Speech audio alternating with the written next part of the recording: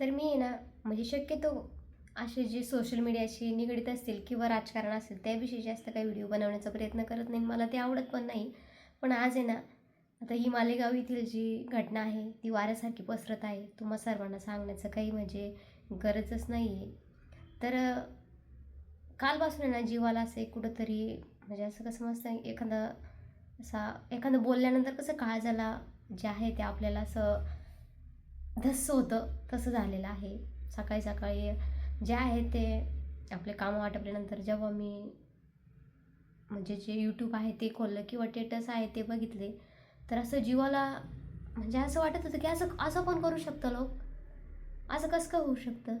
जे कळी आहे ती उमलायचं होतं तिला की ते खेळण्याचं बागडण्याचं वय होतं आणि ह्याच वयामध्ये तिला असं काही बघावं म्हणजे खरंच आपल्या या महाराष्ट्रात असं भरपूर वेळेस घडलेलं आहे आणि अजून घडतं आहे. तर यावरती सरकार जे आहे ते असं कठोर जे नियम आहे ना ते काढतच नाही आहे आणि त्याच्यामुळं कुठंतरी या गुन्हेगारी वृत्तीला आहे ना आळाच बसत नाही आहे. तर हे बघा मुली मला पण आहे, मुली तुम्हाला असतील आणि नसतील तरी बहीण असेल. प्रत्येकाच्या घरात स्त्री हे जे कॅरेक्टर आहे ते असतंच. तर खरंच म्हणजे एवढ्या चिमुकलीचं आणि कारण काय? तर वाद जो नराधम आहे त्याचं नाव विजय संजय खैरनार असं त्या नराधमाचं नाव आहे आणि ती जी मुलगी होती तिचं नाव होतं यज्ञा. तर ते तिच्या वडिलांचं आणि त्याचं काय कसल्या कारणावरून भांडण वगैरे झालेलं होतं असं आता मी मीडियाच्या माध्यमातूनच ऐकत आहे. तर समक्ष तर काय आपण जाऊन बघितलेलं नाही आहे. तर मला जेवढं माहिती आहे तेवढं मी तुम्हाला सांगण्याचा प्रयत्न करते. तर त्या वादाचं महिन्यानंतर किंवा दीड महिन्यानंतर त्याने जे आहे तो सूड घेतला.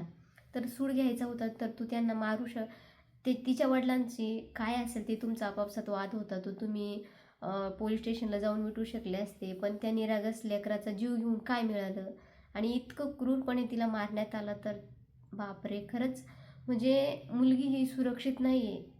आज आपण महिना झाला की आपल्याला लगेच या घटना ऐकायला भेटतात. आता मागच कलकत्ता येथील ती घटना होती. त्या मुलीच्या डोक्यात पाटा जो आहे तो घालून तिची पण क्रूरपणे हत्या करण्यात आली होती. आणि असे खूप प्रकरण घडत आहे. तर काही ना जो पैसा आहे ना पैसा देऊन दाबण्यात येतं तर काही जे आहे ते उघडकीस घेतात. तर बघा हा नराधाम जो आहे याच्याविषयी पुरावे सापडलेले आहे, सर्व माहिती आहे, तरी त्याला शिक्षा जी आहे ती होत नाही आहे. आणि त्याच्यामुळेच आहे ना गुन्हेगार जो आहे तो सापडतो पण त्याला शिक्षा वेळेवर होत नाही. वर्ष दीड वर्ष लागतात. त्यांना माहिती काय एकतर काय होईल, केस कोर्टात जाईल आणि जो जामीन आहे तो जामीन भेटल्यानंतर आपली जी आहे ती सुटका होते. तर पण प्रत्येक गुन्हेगाराला असंच वाटतं की इथं घटना घडली काही झालं नाही, तिथं घटना घडली काही झालं नाही. याच्यावरती ना जसं प्रत्येक जी योजना आहे ती काढण्यात आली तशी असा सुद्धा काहीतरी नियम काढावा की आहे ना जेव्हा जिथं जी घटना घडेल आणि तिथं जो आरोपी सापडेल त्याला तिथंच शिक्षा झाली पाहिजे. तरच या गुन्हेगारी वृत्तीला कुठंतरी आळा बसेल. माझं फडणवीस सरकारला एकच सांगणं आहे, तुम्ही जशी लाडकी बहीण योजना काढल्या अशा भरपूर योजना काढल्या ना तसं या मुलींना स्त्रियांना संरक्षणासाठी मुलीच नाही आज आहे ना लोक इतके नीच झालेले आहे की वयोवृद्धांना सुद्धा सोडत नाही. आणि फक्त त्याला कारण काय, तर हे जे आपलं शासन आहे ना ते कठोर नाही आहे, पळवाटा नाही आहे त्याला. पैसा फेको तमाशा देखो असं कुठंतरी ना सरकारचं झालेलं आहे. कुठंही पैसा दिला देऊन टाकतात, तोंड दाबतात आणि विषय संपला. तर असं कृपया करू नका. म्हणजे मुलींचं जे जगणं जे आहे ना ते तुम्ही अवघड करू नका, एवढंच माझं कळकळीचं सांगणं आहे. तर शक्यतो मी असे व्हिडिओ शक्यतो बनवतच नाही. पण आज हा प्रश्न आहे मुलींचा. आणि तुम्हाला माहिती का मुलगी जन्माला आली ना तर ते आईवडील स्वीकार करता पण कुठंतरी त्यांच्या मनाला धसा असतो की हिच्या आयुष्यात कुठं आता हुंडाबळी हे ते आणि आता यातल्या यात असं पण होऊ शकतं. एवढ्या निरागस मुलीचा अशा प्रकारे छळ केला जातो आणि याच्यावरती कडक कारवाई होतच नाही आहे. तर आधीचे ना मुलीचे जे आईवडील आहे ना ते समाजातील जे लोकांचे कुविचार आहे ना त्यालाच खूप त्रसलेले आहे आणि त्यातले त्यात जर अशा घटना घडल्या ना तर खरंच त्यांचं जे जीणं आहे ना ते अजून मुश्किल होईल.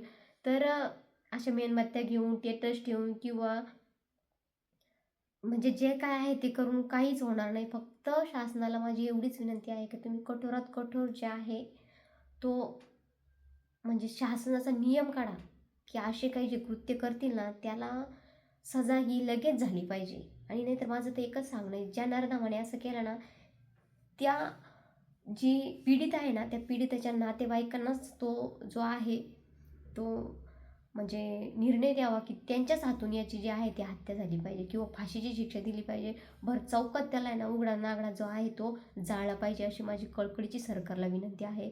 आणि खरंच आपल्या महाराजांच्या काळात एक होतं, ज्याची त्याची जी शिक्षा आहे ना त्याला आहे ना म्हणजे अशी आपल्या काय म्हणतात चव्हाट्यावरती द्यायची त्याला शिक्षा. जर त्याने गुन्हा केला असेल ना किंवा त्यांनी बघा आपल्याच एका मावळ्यानी जी मुस्लिम स्त्री आहे तिची जी आहे ना छेड का काहीतरी असं काढलं होतं, तर त्याचे जे हात आहे ते भर चौकात झाडले होते.